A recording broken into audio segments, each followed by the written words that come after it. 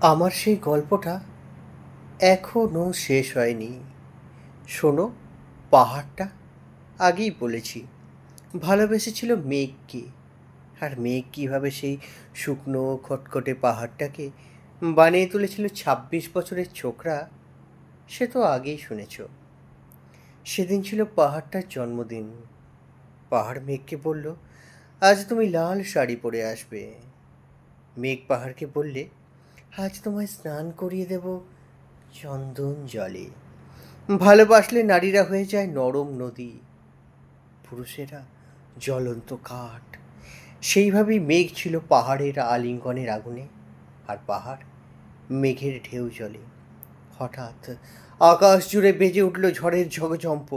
ঝাঁকড়া চুল উড়িয়ে ছিনতাইয়ের ভঙ্গিতে ছুটে এলো এক ঝাঁক হাওয়া।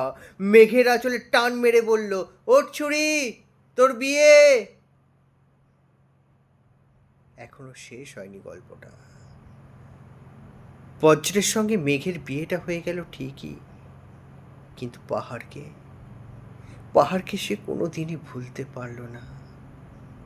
বিশ্বাস না হয় তো চিরে দেখতে পারো পাহাড়টার হাড় পাঁজর। ভিতরে থই থই করছে শত ঝর্ণার জল। ভিতরে থই থই করছে